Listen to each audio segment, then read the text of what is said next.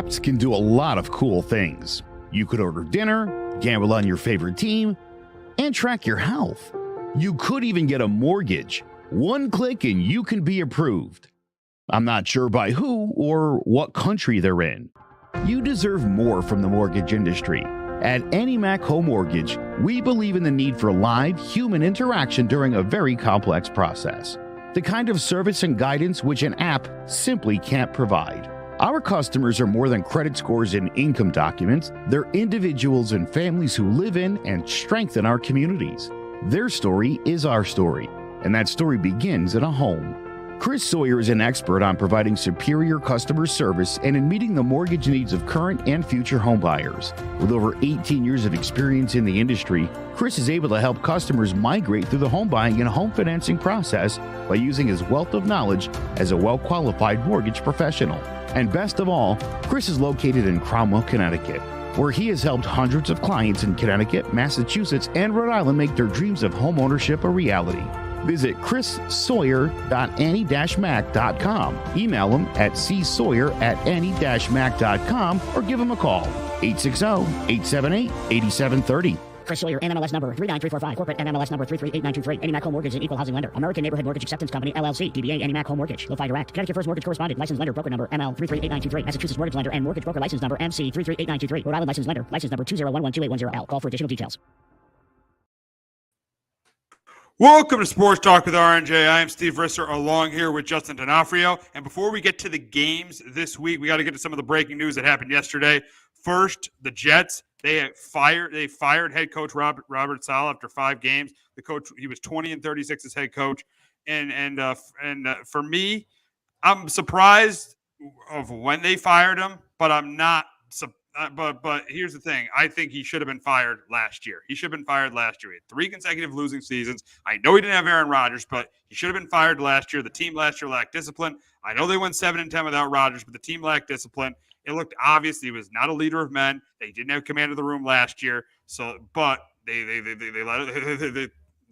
allowed him to be the coach this year, and that turned out being a mistake because he was fired yesterday. So yes, this was a move. The Jets. Yes, I'm surprised they did it after 5 games this year, but it definitely was a move that should have happened. That should have happened last year. But Justin, are you surprised that Saleh was fired on Tuesday? I was a little bit surprised at the timing, but I'm not totally shocked because, it probably should have happened last year. It's a team that I think sounds like, he lost the locker room and, guys at press conference saying, team lacked accountability and all that. And you could totally see it. And,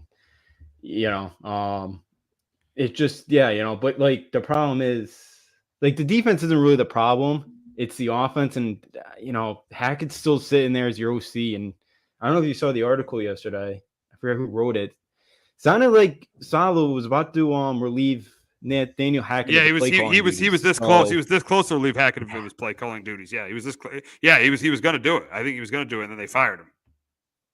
Yeah, so that tells me I think Aaron Rodgers had probably a big saying in this, and Woody Johnson by saying to the press yesterday that he did have a phone call with Rodgers on Monday night. They said they did not discuss the Robert Saleh, but I think we kind of make the assumption that Rodgers played a big part. So I'm not totally surprised. And again, this could bring a spark here with Buffalo. You're playing for first place on Monday night, so maybe they're trying to find a spark here too. And this leads to my next question: how much did Aaron Rodgers do to this? How much input did he have? Yeah. What he says is his phone conversation with Rodgers had nothing to do with Saleh. And then just about an hour ago, Rodgers goes on the Pat McAfee show and says he was blindsided by this. He loves Robert Saleh, which I think is BS. I think Aaron Rodgers had a lot to do with this, and I think it started by Saleh stripping play calling duties from Nathaniel Hackett. I don't think Rodgers liked that. I think Rodgers was aware of it. I think Rodgers found out, and I think let's be honest, I think Rodgers forced Saleh out of here. I think he forced Saleh out of here. And this relationship was very, very was not good. It started, at mandatory when Rodgers missed mandatory OTAs when he was in Egypt, and Saleh was calling him out publicly for it. So I think this thing started back during mandatory minicamp, and you saw him during the Patriot game, didn't want to give Saleh a hug, and I think it's just been a disconnect pretty much the entire year. It was a disconnect the whole year. But you know, the thing I just don't get is, and I said it earlier, why did they not make this move after the season last year? Why did they not make this move? This guy had three consecutive losing seasons. Why didn't they make this move last year? And let's be honest, he failed to develop Zach Wilson. And here's another thing. He really, after one comment Zach Wilson made, which I agreed with him benching Zach Wilson, he benched Zach Wilson, so he didn't really handle that situation well. He didn't handle that situation well at all. So you look at Saleh. I think this move should have been done last year. Should have been done last year, and now the Jets are in a terrible spot because there has not been a team in the Super Bowl era that has made the playoffs with an interim head coach. So the Jets are in a really, really, really bad spot right now. Didn't the Raiders made a actually they didn't fire Will Gruden yet technically had to resign. He had to resign. Didn't Versace did get him to the playoffs. My bad there. Yeah, but yeah. That I think that was the one time. I get your point. Yeah, I get the point that you made there because it really feels like in the NFL you don't really fire your coach in season unless you know your season's kind of over with. So you usually don't really see that much. So that is something. But yeah, Rodgers. You gotta say he's a heck of a friend for Nathaniel Hackett because he'll go to bat for Hackett. He's a great friend. He's a great friend. Yeah. Hackett. Yeah. He's loyal to his guys. Lazar, Hackett. He's loyal to his guys. He's very loyal. He is loyal to his guys. Very loyal, and that's gonna cost him here, but there has cost him with the Jets so far. But yeah, it's solid. You mentioned too with the Zach Wilson comments last year. Remember 2 years ago when Mike White was starting, all the guys in the locker rooms were Mike White t-shirt or the shirts like that. And Saleh wasn't stopping that at all. Yeah, Saleh wasn't stopping that at all. Yeah, no. So like he hasn't handled it well. He's a cheerleader. That's what he is. He's not a leader of men. And I knew this. We knew this last year. I knew going into the season they had the worst coach in the NFL. We knew this last year. He should have been fired last year. He should have been. And the Jets waited 5 games too long to do this. Yeah, they did. They definitely did. He was not a good leader. He, always got to show him running the stairs before the games. Like it's, again, if you're winning, fine, but you keep losing. We shake it up a little bit. But yeah, it just, again, he's a pretty good defensive coordinator. He'll probably go back to that next year. But yeah, as a head coach, it wasn't going to work out, and it hasn't. And team just flat and looked like guys are the accountability stuff. So not a shot, but Aaron Rodgers definitely played a significant part in this firing. No matter what you heard from Aaron Rodgers, he definitely had a lot to do with this firing. He definitely had a lot to do with this firing. Now they weren't going to just hire Nathaniel Hackett. If that happened, I mean, the locker room would have just been completely divided. They had to hire Ulbrich because they had to hire the next guy. They couldn't hire Rodgers, but they had to hire Ulbrich. But who knows if that's even – I know he was a former player, but I don't know if that's even really going to work. I just think that it just – right now, I have a very hard time seeing the Jets make the playoffs. And another thing that hasn't been really brought up is the way Rodgers has been playing. The last 2 weeks, Rodgers did not play well at all. Yeah. The last – no, he didn't play well at all, and that's something that hasn't been talked about that much either. No, it hasn't. They threw the ball 54 times last week. He's a 41-year-old quarterback. He got hit the last 2 weeks. He's been hit over 20 times. Like, he's not going to last a season. If and again, Braylon Allen and Breece Hall that should be one of the better duos at the running back spot in the NFL, and they can't run the football with those two guys. That's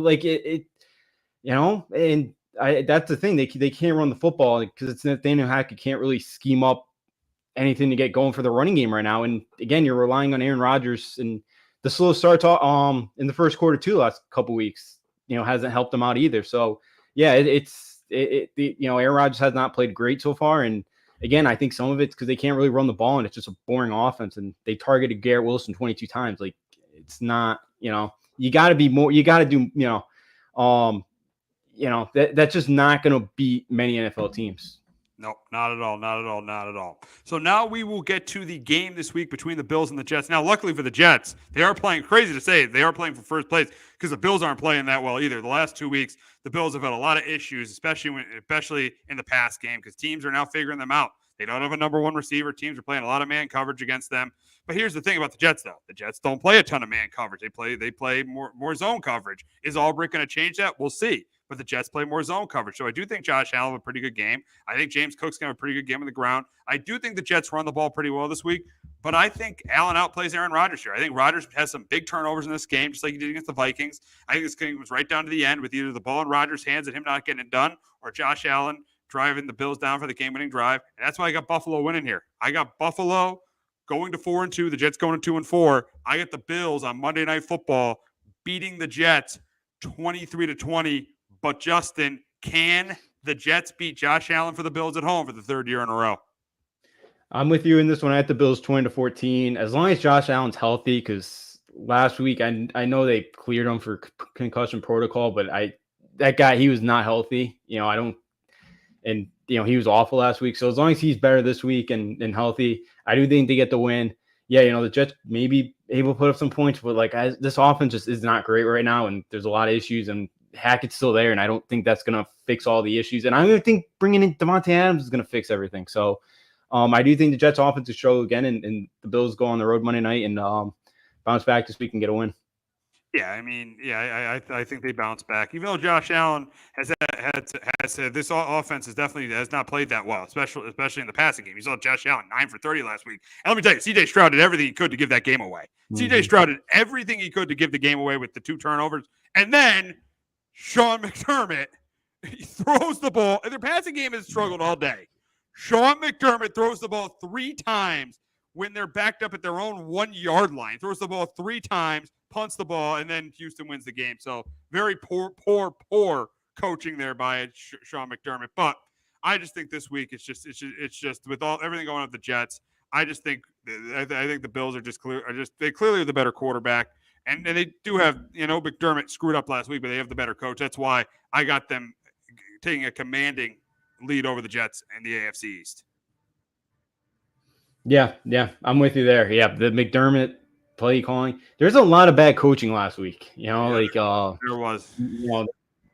So yeah, it's the coaching level right now in the NFL is not great at a lot of spots. So a lot of guys that just look down their play sheets and just call plays and don't really have much feel for games. You got Cincinnati, blowing a 10-point lead. We'll get to them.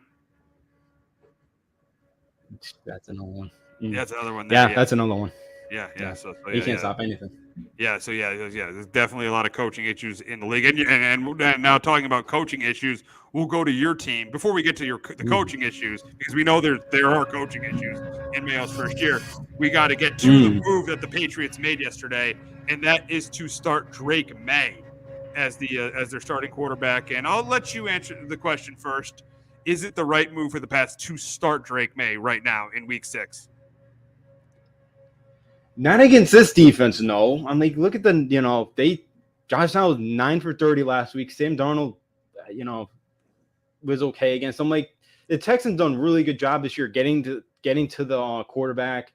They've really limited a lot of teams' offenses for the most part. Outside of that Viking game, Drake May is going to get hit about 30 times in this game. I know it's at home, and that's probably why they want to start him. But still, this defense they're just teeing off on guys. And again, this offense, you could put traffic cones out there, and they couldn't do as bad as this offensive line's doing right now. Now you have no David Andrews at the center spot, which stinks. And again, now no Peppers on the defensive end. It's just I get it, but he's not providing spark. He's just not. There's nothing there. Look at all the other rookie quarterbacks right now. You got Bo Nix, who's getting a better kind of every week, but you got Sean Payton that's really good at offense and really good at building up quarterbacks. We've seen Caleb Williams. He's got all those weapons there. I know the offensive line's not great and the coaching staff's not great, but again, he's played some bad defense the last couple weeks. But you could see with him, he's even getting better. Jaden Daniels right now is, with Cliff Kingsbury and Terry Lawrence having a really nice year. So all these rookie quarterbacks have something there. with the coaching staff or some weapons, or coaching that helps him out here. Drake May has none of that. Alex Van Pelt, I want fired. They're running the ball. I think it was over 70 yards of carry last week, and then they're down, and he's like, just start throwing the ball all over the place. You're built for the running game. And so I just, again, they set up the fail, and I don't think this is going to go well.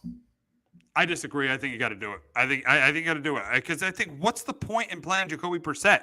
He's terrible. He's terrible. You're not going anywhere with Jacoby Brissett. Why not start? Why not?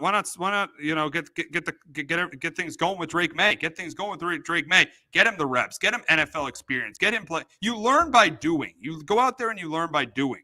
And you look at these teams. Some of these teams. I mean, the Bengals were garbage before Joe Burrow got there. Now, I mean, I know they're not good now, but their offense is still really, really good. Look at the Texans with C.J. Stroud. Look at the Commanders with Jaden Daniels. Here's my philosophy about playing a rookie quarterback.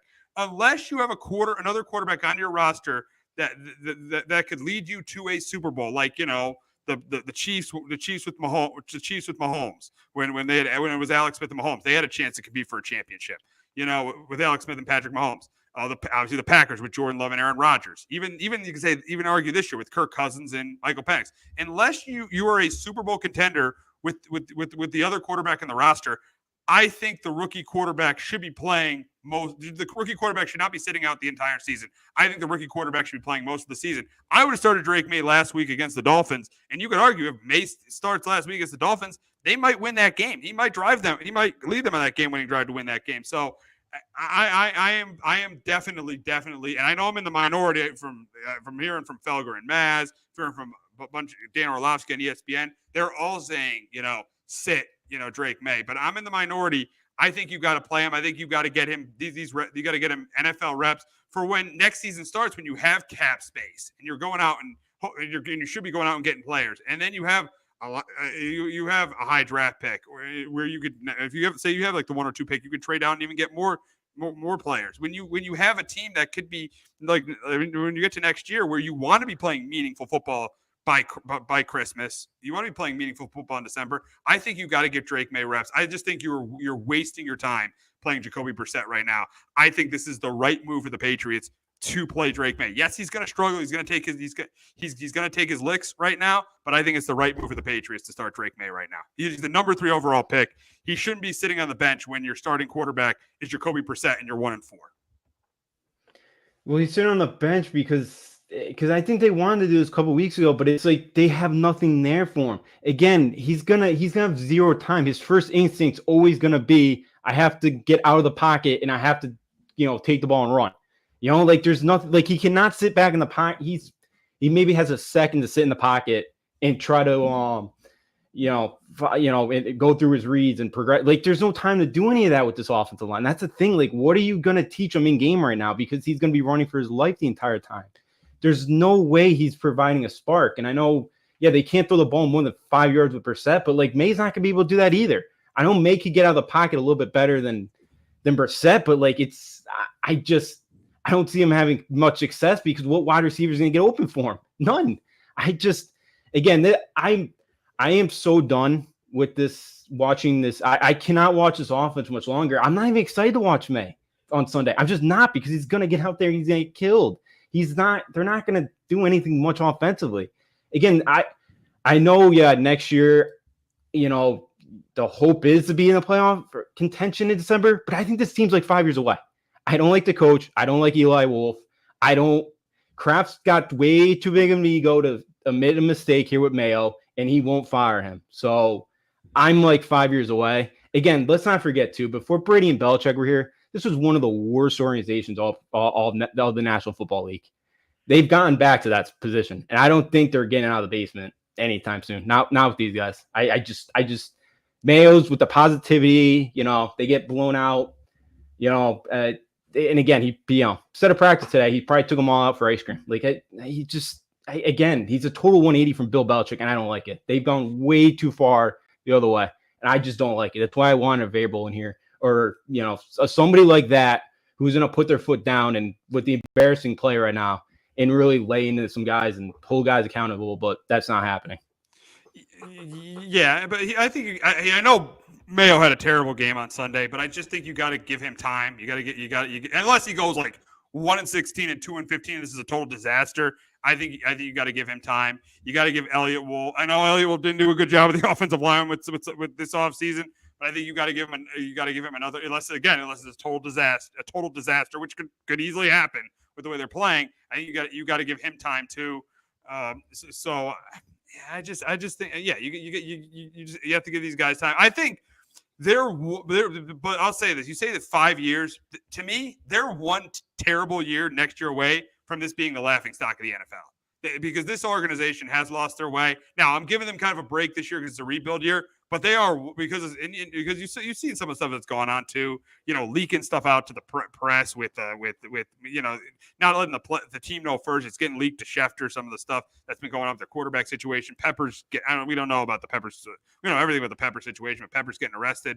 But I'll give them a break this year because it's a rebuild year. But next year, if they're just like this. They're the laughingstock of the NFL. Oh, yeah, I completely agree. I'm not giving them a break because you had $40 million still left in cap, and this is exactly what was going to happen this year with Drake May coming in. They knew it, so you could have built something around him. I don't care. I know Kraft wanted Calvin Ridley, and he was like, oh, his girlfriend didn't want to come here or something, or didn't want to live in the Northeast. Like, I don't, go on and do something about it. Go get somebody else. Go trade for somebody. They had nothing to help this team out. They had nothing to help your rookie quarterback out. It's the same situation with Mac Jones a couple years ago. They did not help him out his second year. And again, everything got totally worse. And I completely agree. If I don't see them winning another game. I just don't. I don't see them being Chicago. I don't see them being Jacksonville. If they do go, if this thing gets really bad and they do go 1-16, then I'm kind of with you with, this thing could be a laughingstock, already. Now, I'm not there yet, but I think if they do go like 1-16, I thought they hit rock bottom at 4-13 last year. If they go 1-16, that's a new rock. They fell even worse. They hit rock bottom again if they go like 2-15 or 1-16. Yeah, I think that's totally. I think that's reality because I don't know who they're gonna beat. I really don't. I don't know if they'll go to Tennessee and beat them. Maybe Jacksonville quits next week and they could beat them in London. I don't think that's gonna happen. I don't think they're beating the Colts. I don't think they're beating Arizona. They're not winning any divisional games. So I don't know where their wins are coming from because they're not going to score more than 20 points. That's even be tough to do. They may not even get out of the team, or they may not even score more than 15. This offense is so bad.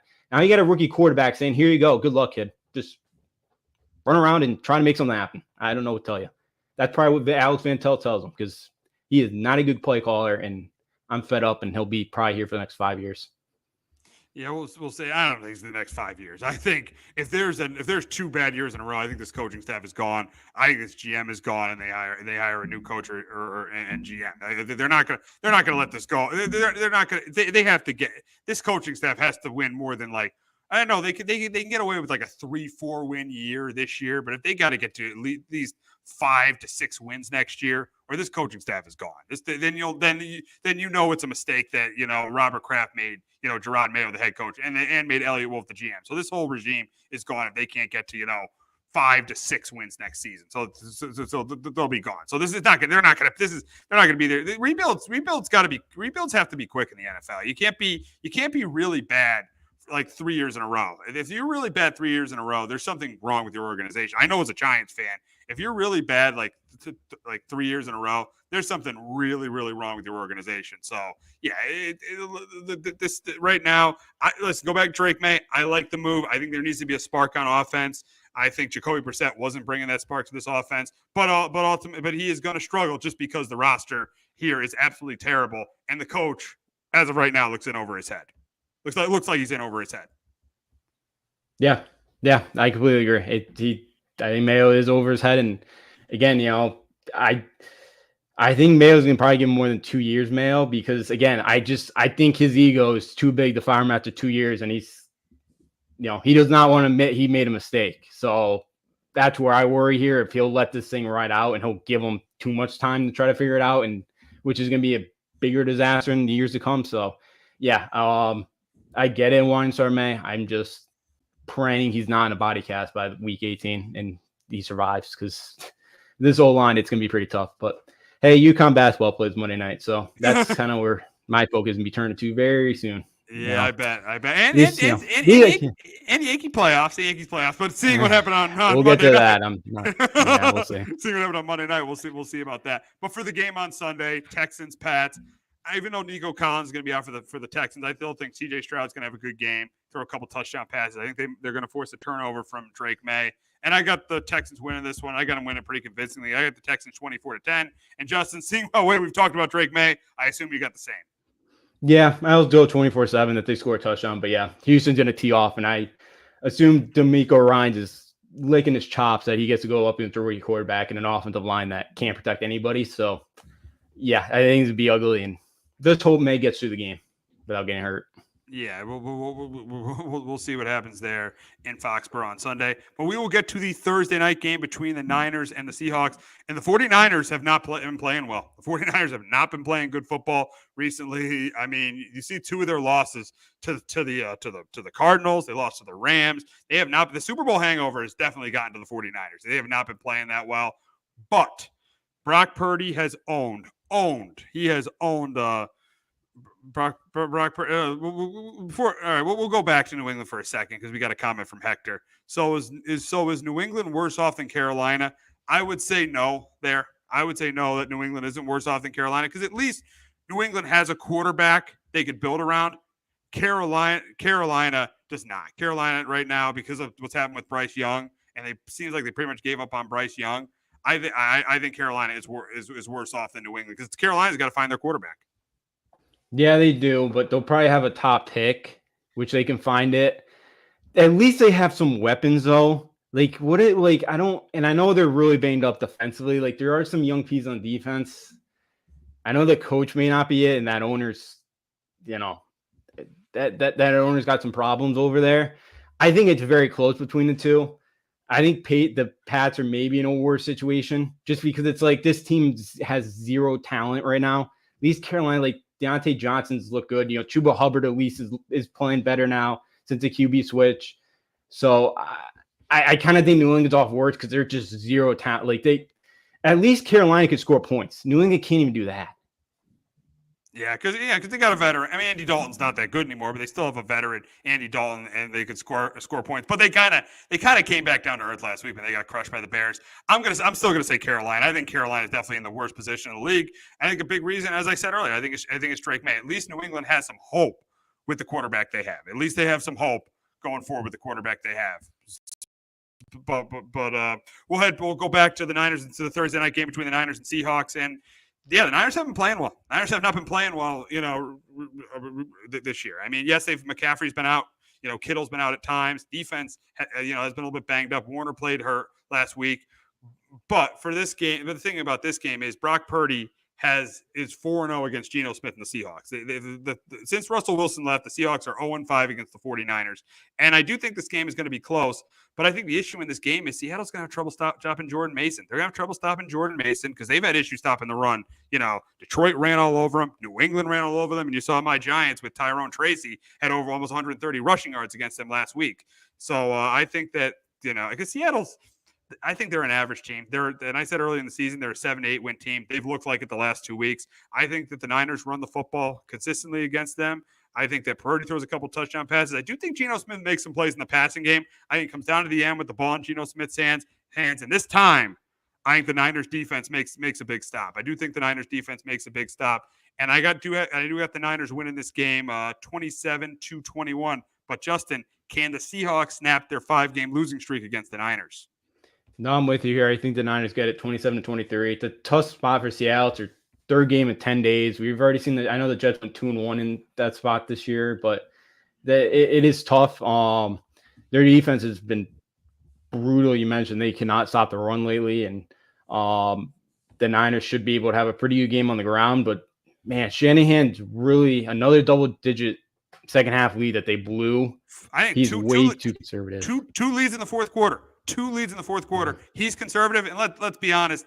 Brock Purdy's good. He's not great. Let's be honest. I mean, you blow two 10-point. You give up two. I know the defense gave it up, but 2 10-point leads in the fourth quarter against teams you got more talent than, you can't win the game. And then the interception at the end. You got to get your team in field goal range there. Yeah, you do. And yeah, Purdy hasn't played great. They've turned the ball over, I think already 8 turnovers on the year for the Niners. So yeah, things haven't looked great so far. So I do think they win against Seattle, but I do think Seattle will score some against the Niners defense too. That's not playing great either at the moment.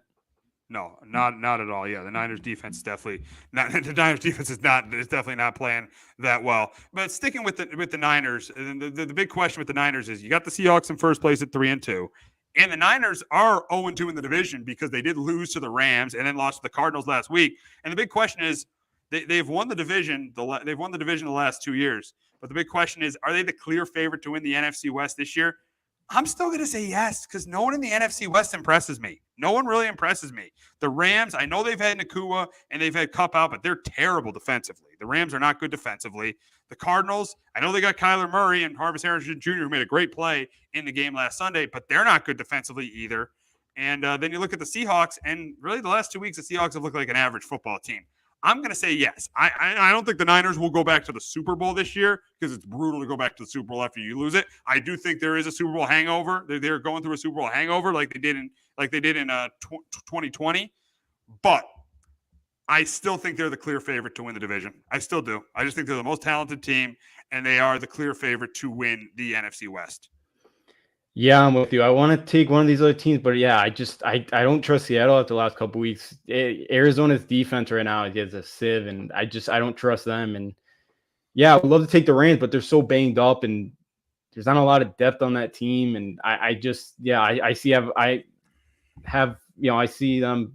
don't see them being able to win the division. So I have taken the Niners on principle because I just don't see anybody else in that division being able to take advantage of kind of the Niners' issues right now and all the injuries that they have. So, yeah, I do think the Niners still get it, but yeah, it wouldn't be shocked depending on who they face in that, coming out of the wild card that they lose in that one. You're probably getting one of the NFC North teams, so I don't see them getting by one of the either Detroit, Chicago, or Detroit, Green Bay, or Minnesota. And here we got a comment again from Hector. I think the NFC South is better than the NFC West at this point. The West could be the 4 seed this year. Let me tell you, Hector's got a great point there about the NFC South. I think it is better. I think it's better because I could see the Bucks. I still think the Niners are the best team in the NFC West, but I could see I think the Bucks and the Falcons are better than anybody in that conference. That was a great game on Thursday night between those two teams. That was a great game between the Bucks and the Falcons. So yeah, no, I definitely agree there. I don't know about them being the 4 seed. I think with what's going on in Philly and Dallas, they're not as good this year. And you don't know if Washington's going to keep this up, they can end up being the 4 seed. I can definitely see them being the 3 seed, but I definitely think I would take the NFC South over the NFC West at this point. Yeah, no, I'm with you and Hector here too. Yeah, because the Falcons, you think probably can get 9 to 10 wins. The same thing with the Bucks, and Carr doesn't miss too much time. Maybe even the Saints because their schedule's not terribly tough either. Maybe they could get the 8 or 9 either. So yeah, they could have 3 teams that have 8, 9 wins where right now in that West, yeah, maybe the Niners get to 10. I don't know if anybody else is getting 7 wins. Maybe one of those 3 do. Maybe Seattle gets 7 because they already have 3. But yeah, other than that, so yeah, pretty surprising. I don't think anybody had that before the year. The NFC South being better than the NFC West, but so far that's kind of how things have turned out. Absolutely, because you have 2 legitimate teams right there. You've probably 2 legitimate contenders in the Bucks and the Falcons right there. You have 2, and let's not forget they're probably going to get 2 free wins playing the Panthers this year. So yeah, you got 2 legitimate contenders right there in the Bucks and the Falcons. And outside of the Niners, and I know the Seahawks are in first, but outside of the Niners, I'll take the Bucks and the Falcons over any of those other teams in the NFC West. But speaking of the NFC, we got a big matchup in the NFC, a rematch of a game last year, which the Lions lost by 1 point to the Cowboys. And this year, I think it's going to be another really close competitive game. I think Parsons, is going to hurt the Cowboys. I think their Lions are going to be able to run the ball well against them. But I do think Dak's going to have a game against this pass defense. I think Dak's going to compete. He's going to play well. I think this game's going to come right down to the end. But I'm going to take the team that's better coached. I'm going to take the team with more talent, and I'm going to take the better ran organization, and that's the Detroit Lions. And I got them going to 4-1, beating the Cowboys 28-24.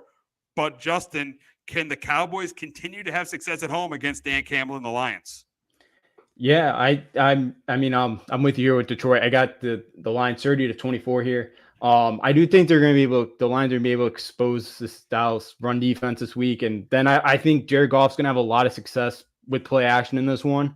And I see Detroit coming off a bye, having a lot of success here offensively. And I do think I'm with you. I do think Dak keeps up for a while here, but just, not enough here against Detroit's defense. And I do think Detroit goes in there back down to Dallas, and this time comes out with a win.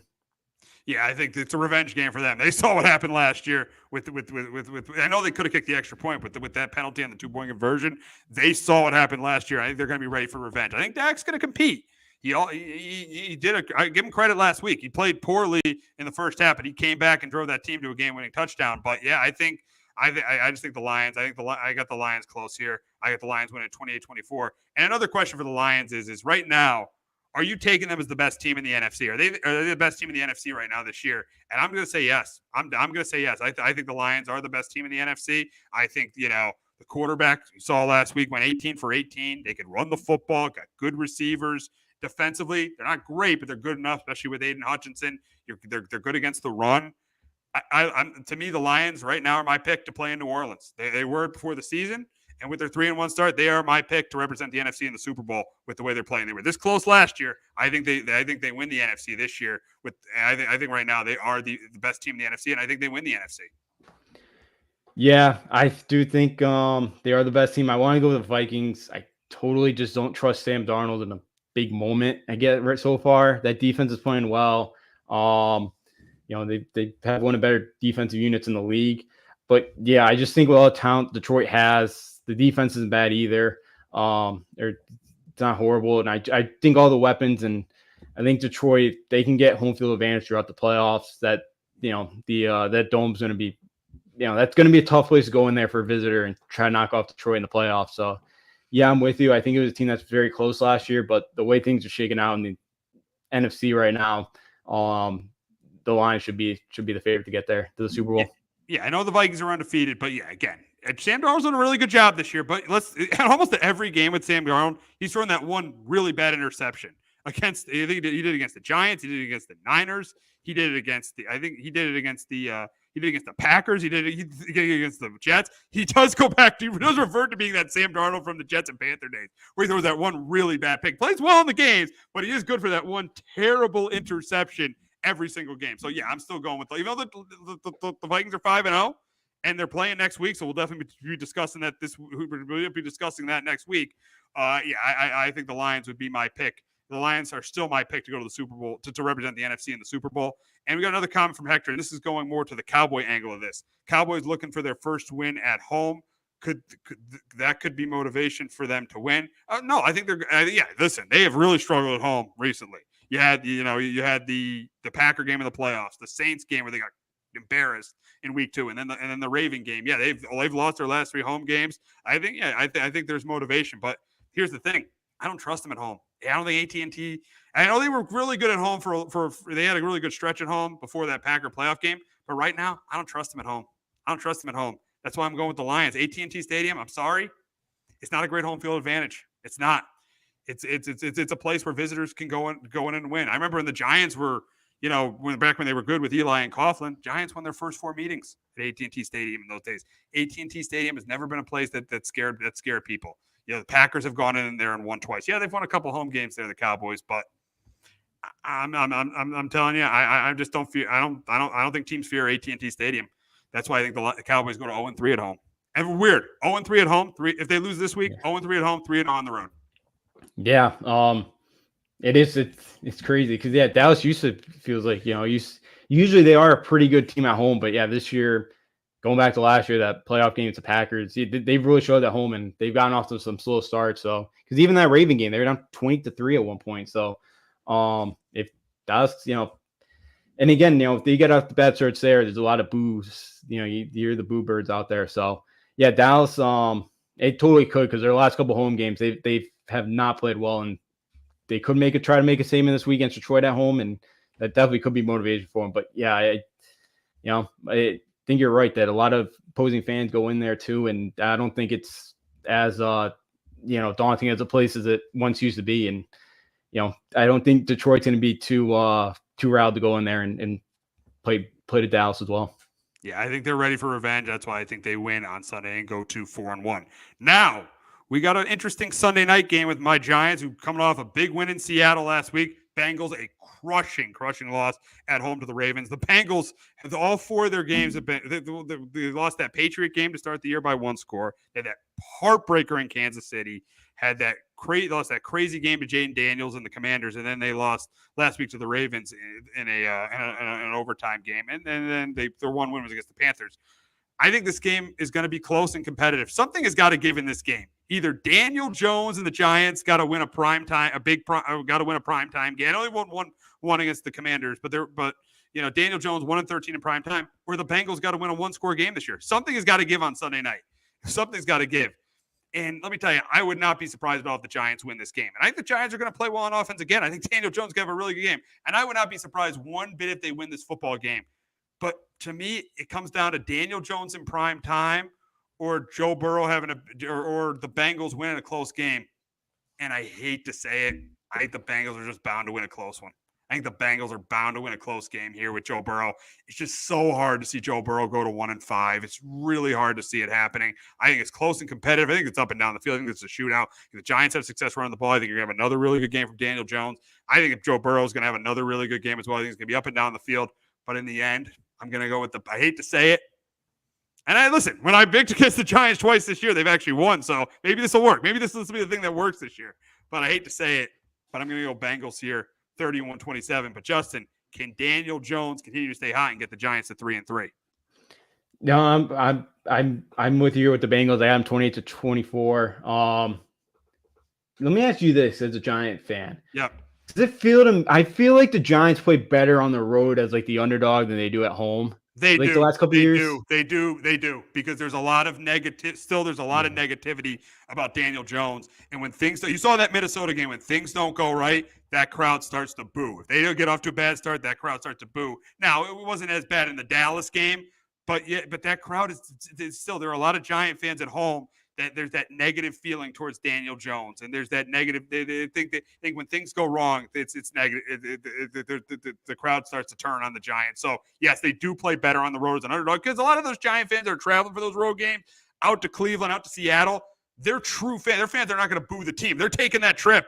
They're loyal fans. But yeah, you get some of these games where the Giants are at home, and this crowd does tend to boo this Giants team when things don't go right early. That's why fast starts are very, very important for the Giants at home, because the crowd tends to boo them. So yeah, I do think the way this season is, the way things are going right now, yes, I'm starting to get more confident with this team going on the road as an underdog than them playing at home. Because right, it's just like the Cowboys; they haven't won a home game yet, and they're 2-1 on the road. And let me tell you, if they had a kicker, they'd probably be 3-0 on the road. Yeah, I think you put that very well there. That the Giants have been a better team lately on the road, and I could easily see the Giants win this game, because I do think Daboll is a better coach than Zach Taylor. But I just think this is, and I don't want to hear any different. He is a better coach than Zach Taylor. Yeah, Zach Taylor, if they don't make the playoffs, needs to be fired.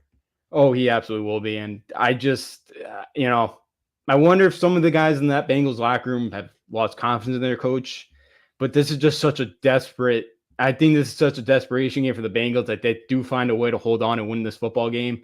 I do think Joe Burrow plays pretty well, but yeah, I do think Daniel Jones in that offense is going to play well, and they're going to put up some points in this one.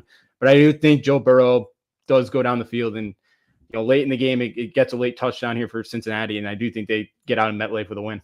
Yeah, I think they're desperate, and I just don't see Burrow having. And the big thing for the Giants, the biggest key to this game is they got to get pressure. If they can get pressure on Burrow, that's going to be the biggest thing. Is getting pressure on Burrow, because if they don't, Burrow's going to tear apart that secondary with Boyd and Chase. He's going to tear that secondary. He's going to tear them apart. So pressure on Burrow, that is a humongous key. And then for the Giants, running the football, just like they did last week, running the football, that's a huge key for them too. And Daniel Jones continuing to play well. And let me tell you, outside of week 1 against the Vikings, Daniel Jones is playing like he did in 2022.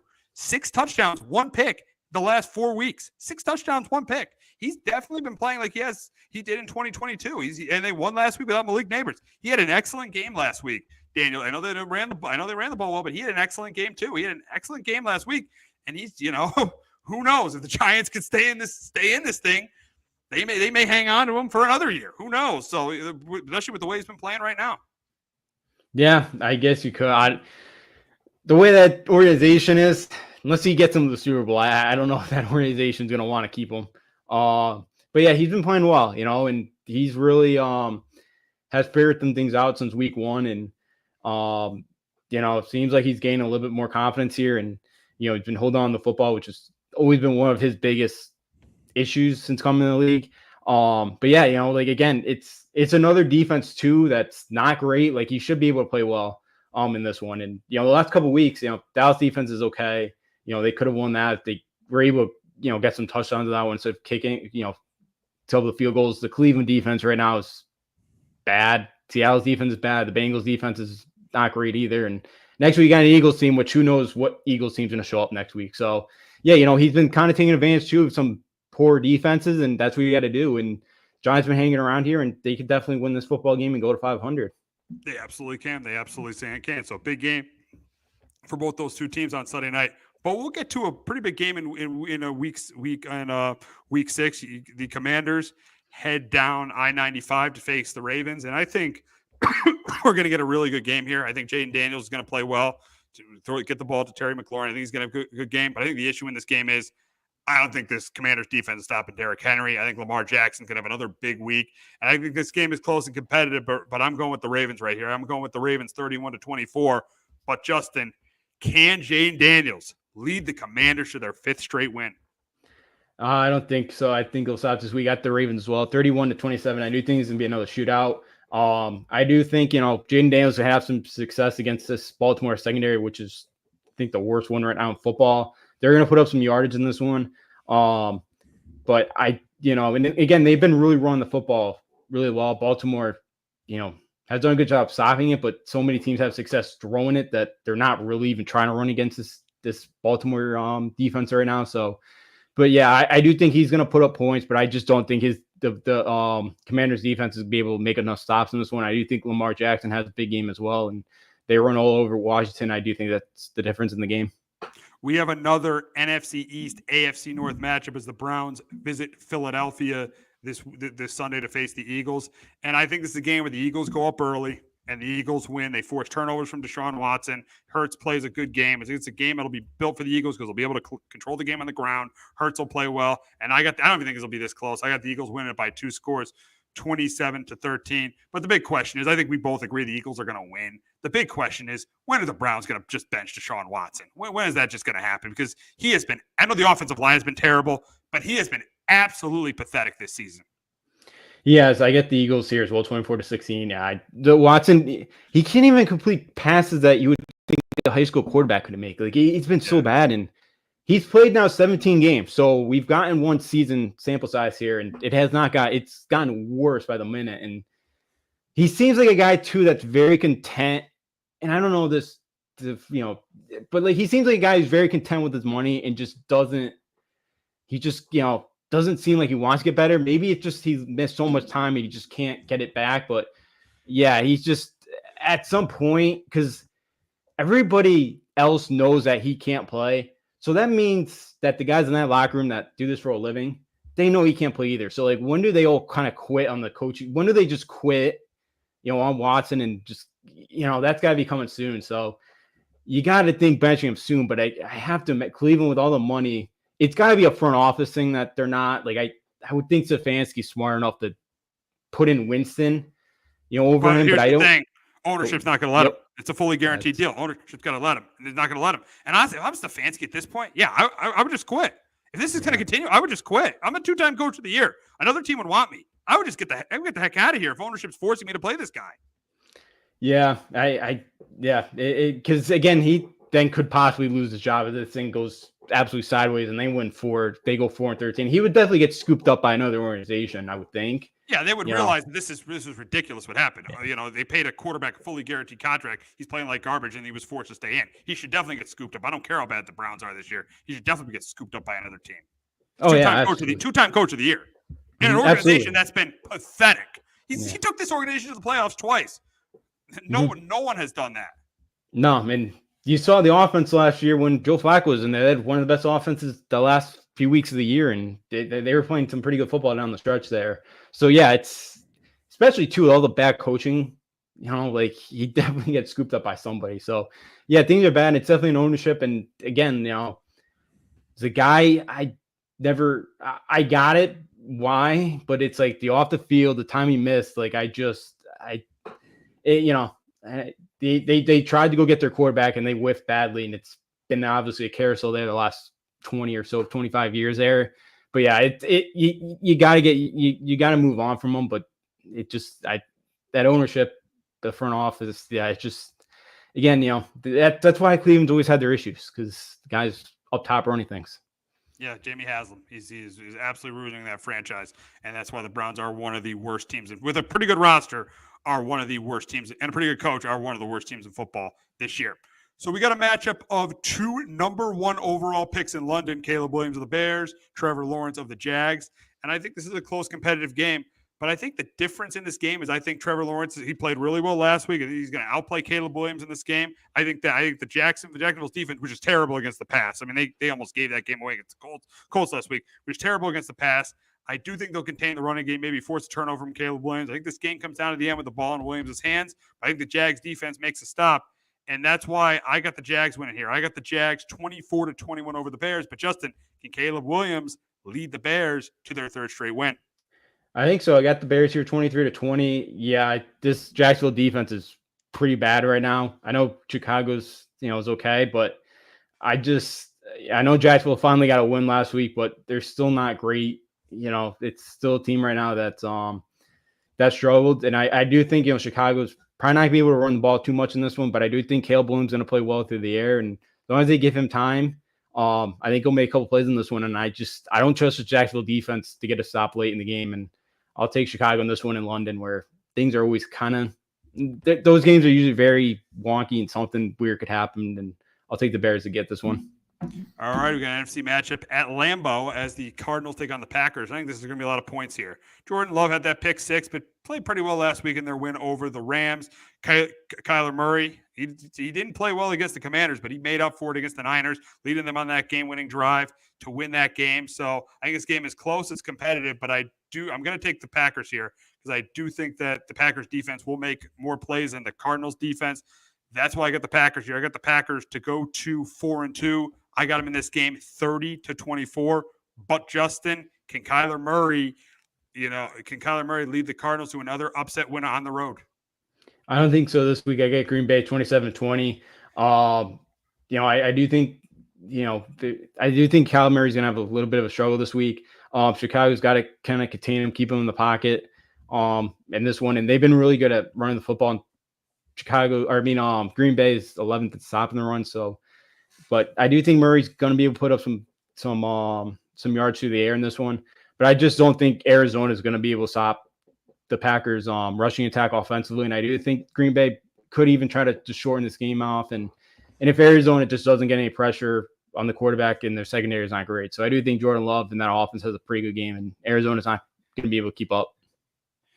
AFC South matchup in Tennessee as the Colts take on the Titans. Titans coming off a bye. Colts coming off a tough loss against Jacksonville. And I think this game is close and competitive. But I'm going with Titans here because I don't think the Colts are going to be able to. I know, Will Levis might not play, but let's be honest. Is Mason Rudolph that much of a downgrade from Will Levis? Not really, because they won a game with Mason Rudolph playing most of the game against the Dolphins. So I think the run game of the Titans with Tony Pollard, I think he runs the ball well. I think Mason Rudolph or Will Levis manages the game. And I do think they move the ball because the Colts defense is terrible. And I think Anthony Richardson right now is a downgrade from Joe Flacco. I think he's going to turn the ball over once or twice. And that's why I got the Titans here. I got the Titans winning 24-20. But can Richardson come back? Because can Richardson in his game back this week help the Colts get back to 500? Yeah, I do have the Colts here in this one, 21-16. If it's Mason Rudolph, maybe I could definitely see the Titans winning this one. I just see where Will Levis plays in this game. He makes a bad mistake. I could see Richardson doing the same thing. The way Flacco's run this offense, I think you got to go him, but it's kind of that situation where you can't start Flacco over Anthony Richardson. Just, it looked bad, just wouldn't be a great look, if you're trying to develop Anthony Richardson. So, but I do think Richardson makes enough plays against a very good Titans defense. I do think the Titans turn the ball over a couple of times, and do think the Colts get back to 500. We got an NFC South matchup now. Want to hope everybody in the Tampa area is safe during the hurricane this week. I want to hope everybody is prepared and stays safe during the hurricane this week. The Bucs moved out to New Orleans this week to practice this week, so I want to make sure everyone in Tampa is safe this week with everything that's happening. But I think that for the game, I think that the Bucs win it. I think it's a close, competitive game. I think that Baker Mayfield plays pretty well. I do think the Saints defense, tightens up near the goal line, and I do think with potentially Spencer Rattler playing, I think he makes some plays, but not enough, and that's why I got the Bucs here 23-17 over the Saints. But Justin, can the Saints snap their 3-game losing streak against the Bucs? I got the Bucs here 24-20. Yeah, definitely. Thoughts and prayers to the people of Tampa with that Hurricane Milton kind of barreling through pretty shortly down there. So, but yeah, in this one, if it's either Spencer Rattler or Jake Haener, I do think maybe they could have success against the Tampa defense that's not particularly great against the pass. But I do think Baker Mayfield and this offense played well enough in this one. They make some plays, and right now the Saints think they're down to like their third center too. Yeah, with McCoy's out. Yeah. So I just think their offensive line's not in great shakes either, with a quarterback that, either Haener or Rattler are going to make their first career start. I don't think it, so that might be a problem for the Saints in this one. So I do have the Bucs going on the road winning this one. Another NFC South matchup between the Falcons and Panthers, and I think the Falcons win this one by 2 scores. I think Kirk Cousins is a big day. I think Bijan Robinson is a big day on the ground. I do think Dalton makes some plays, but not enough, and that's why I got the Falcons here winning at 30-17. But Justin, can Canales and Dalton pull off a big upset against their division rival? I got the Falcons as well here, 27-17. Yeah, Atlanta finally kind of went a lot of tempo last week, a lot of stuff out of shotgun, and their offense looked really, really good last week. And I would assume they do the same thing this week against Carolina's defense that's really banged up and really going to struggle. But yeah, so I do think Kirk Cousins has a really good game, and they put up some points in this one. All righty, AFC matchup in Vegas as the Steelers take on the Raiders. I think this game is close and competitive, but the Raiders are a mess. The Raiders aren't going to have Christian Wilkins. Devontae Adams probably won't play again, so I think Minshew will turn the ball over a couple of times. The Steelers' offense is a mess, so that's why I don't think they're getting over 20 points. But I think they'll do enough to beat the Raiders. I got the Steelers here 20-16 over the Raiders. But, Justin, can the Raiders get back on track this week with a home win against the Steelers? No, I'm with you. I got Pitt 20-13. Sounds like maybe even Aiden O'Connell might start in this game. That they may make. No, it's going to be Aiden. I think it's going to be Aiden O'Connell. Yeah, that was my bad there. Yeah. I think it's going to be Aiden O'Connell. Yeah, and I don't think that's going to help against a Pittsburgh defense that TJ Watt, that I can't imagine that the Raiders are really going to scheme to try to stop or slow down in this one. So I do think Pittsburgh's defense gets after Aiden O'Connell. They have a tough day offensively, and I do think whoever starts, if it's Wilson or Fields, they just play well enough in this one. They manage the game and they get the win. All righty, we'll wrap up talking about an NFC West matchup in Denver between the Chargers and the Broncos. I think this game is close and competitive. The Chargers still have some injuries on the offensive line, but I think the difference in this game is obviously the Chargers are the better quarterback. I think they'll run the ball pretty well, and I do think the Charger defense will force some turnovers from Bo Nix. That's why in a really close one, I got the Chargers winning at 20-17. But Justin, can the Broncos defense carry them to their 4th straight win? Yeah, I have Denver right now 17-16. I just, as you mentioned, there's still a lot of question marks up front for the Chargers going this game. That I do think Denver to be able to get some pressure on Justin Herbert in this one. I do think their defense makes a play or two, and Bo Nix is again just getting better each and every week right now, and I do think he plays well enough to get them on the win. And I'll take Denver to get the home win on Sunday. All right, it should be interesting between those two teams on Sunday, but that's going to wrap it up for this edition of Sports Talk with R&J. But we are going to be back in about 10 minutes, and we got a huge game 3 for the Yankees in the ALDS. They're tied at a game apiece, heading to Kauffman Stadium tonight. So make sure you tune in for that. Hello, my name is Joe Aguirre. I'm the president of Clovercrest Media Group, and here at CMG we have a wide variety of podcasts, including sports shows like Keys to the City, The Roll Call, Throwing Jabs, All Four Downs, and Jawing About the G-Men, and great true crime shows like Stinky Week, Crimes and Consequences, Ivy League Murders, and Bird, the unsolved murder of David Eichmann. You can find all these podcasts and so much more by visiting clovercrestmedia.com.